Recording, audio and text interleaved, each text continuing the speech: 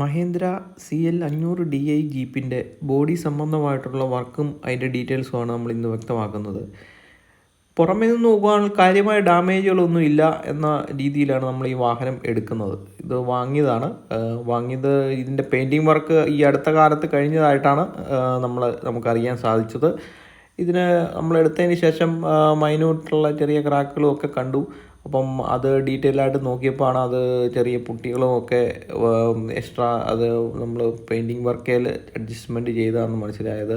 ഇതിന് ഒരു ഡീറ്റെയിൽ ആയിട്ട് ഒരു പാച്ച് വർക്കുകൾ നടത്തിയിട്ടില്ല എന്ന് മനസ്സിലായി. അപ്പം അതിൻ്റെ പ്രോപ്പറായിട്ടുള്ള പാച്ച് വർക്ക് കാര്യങ്ങളും ചെയ്യാത്തതുകൊണ്ടാണ് ഈ പുട്ടിയുടെ ഭാഗങ്ങളിലൊക്കെ ചെറിയ ക്രാക്കുകൾ വന്നു തുടങ്ങിയത്. അപ്പം അതിൻ്റെ പ്രോപ്പർ രീതിയിൽ ആ പെയിൻറ്റിങ് വർക്ക് നടത്തുമായിരുന്നെങ്കിൽ ഈ ഏതാനും മാസങ്ങൾ കഴിയുമ്പോഴത്തേക്കും ഇങ്ങനെ ഒരു ഡാമേജുകൾ വരത്തില്ലായിരുന്നു. അപ്പോൾ നമുക്ക് അതുകൊണ്ട് ഇരട്ടി വർക്കുകളായിപ്പോയി. നമ്മൾ അതിൻ്റെ ഗ്രില്ലുകളും അതിൻ്റെ മഡ്ഗാർഡും എല്ലാം പീസാക്കിയിട്ടാണ് നമുക്ക് ഇത് പാച്ച് വർക്ക് ചെയ്യേണ്ട വന്നത്. ഈ സൈഡ് പീസൊക്കെ നമുക്ക് മൊത്തം വെട്ടി മാറിയതാണ്. വളരെ മോശമായിട്ടുള്ള അവസ്ഥയിൽ പുട്ടി വർക്കും ഒക്കെ ചെയ്ത് നിർത്തിയേക്കുമായിരുന്നു.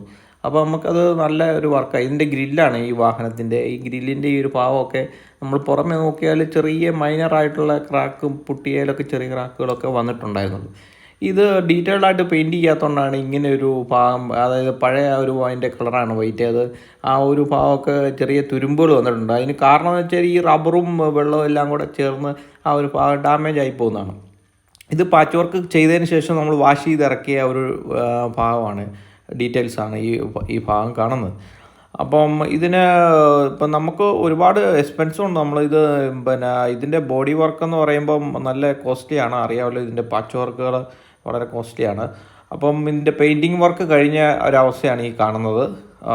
പിന്നെ ഇതിൻ്റെ ഫുൾ കംപ്ലീറ്റ് വർക്കെല്ലാം തീർത്ത് ഇറക്കിയതാണ്. നമ്മൾ ഇതിൻ്റെ ടർപ്പായും അതിൻ്റെ സീറ്റ് ഭാഗങ്ങളോ അങ്ങനെയുള്ളതൊന്നും നമ്മൾ ഇതുവരെ ഒന്നും മാറിയിട്ടില്ല. അതെല്ലാം ആ വണ്ടിയിൽ വന്ന പോലെ തന്നെയാണ്. കുറച്ച് ചെളി ഉണ്ടെന്നേ ഉള്ളൂ, കാര്യമായ ഡാമേജുകളൊന്നും വന്നിട്ടില്ല. മാത്രമല്ല ഈ വാഹനം സിംഗിൾ ലിവർ വാഹനമാണ്. സിംഗിൾ ലിവർ 4 വീൽ ഡ്രൈവ് വാഹനമാണ്. സിംഗിൾ ലിവർ വരുമ്പോൾ അത് 96 വരുന്നത്. സാറിന് ഈ മോഡൽ 95 ആണ്. ഇതിൻ്റെ ഫ്രെയിമാണ് ഈ കാണുന്നത്. ഈ ഫ്രെയിം നമ്മൾ പുതിയതാണ് ചെയ്തേക്കുന്നത്. ഫ്രെയിമും മഡ്ഗാർഡും പുതിയതാണ്. മാത്രമല്ല ഈ സൈഡ് പീസ് നമ്മൾ പുതിയതാണ് ചെയ്തേക്കുന്നത്. അത് വളരെ കോസ്റ്റ്ലി ആയിട്ടുള്ളൊരു കാര്യമാണ് ഈ സൈഡ് പീസ് ബാക്കിലേക്ക് മാറുക എന്ന് വെച്ചാൽ. പിന്നെ അതോടൊപ്പം തന്നെ റൈറ്റ് സൈഡും ലെഫ്റ്റ് സൈഡും നമ്മൾ സൈഡ് പീസ് മാറിയിട്ടുണ്ട്. അത് ചെയ്യുന്നവർക്ക് നല്ല പണിയുള്ളൊരു ഭാഗമാണ് ഈ സൈഡ് പീസ് മാറ്റുക എന്ന് വെച്ചാൽ. ഇത് 2 ജോയിൻ്റാണ് ഈ വാഹനത്തിൻ്റെ, ഹാഫ് ബോഡിയും ഫുൾ ബോഡി, അങ്ങനെ കട്ടിങ് ഡാഷ് അങ്ങനെ ആയിട്ട് 2-3 ഭാഗങ്ങളായിട്ടാണ് ഈ വാഹനം വരുന്നത്. മാത്രമല്ല ഇതിൻ്റെ ഗ്രില്ലുകളെല്ലാം നമ്മൾ എടുത്ത് പീസാക്കിയിട്ടാണ് പെയിൻറ്റിങ് ചെയ്തേക്കുന്നത്. ഇതിൻ്റെ റേഡിയേറ്ററൊക്കെ വലിയ പഴക്കമായിട്ടില്ല. നമ്മളതുപോലെ ചെറിയ വയറിങ് ഭാഗങ്ങളൊക്കെ കുറച്ചും കൂടെ ആൾട്രേഷനൊക്കെ ചെയ്യേണ്ട വന്നു. പിന്നെ ഇതിൻ്റെ എൻജിൻ സംബന്ധമായിട്ടുള്ള നല്ല എൻജിനാണ്. മാത്രമല്ല ഇതിൻ്റെ ചെറിയൊരു ഫോൾട്ട് ഉണ്ടായിരുന്നു. ഇതിൻ്റെ ഒരു പമ്പിൻ്റെ ലിഫ്റ്റ് പമ്പ് ചെറിയൊരു കംപ്ലൈൻറ്റ് ഉണ്ടായിരുന്നു. അപ്പോൾ അത് നമ്മൾ പുതിയത് വെച്ചു. ഈ വാഹനം വിൽപ്പനയ്ക്ക് ഇട്ടിരിക്കുന്നതാണ്.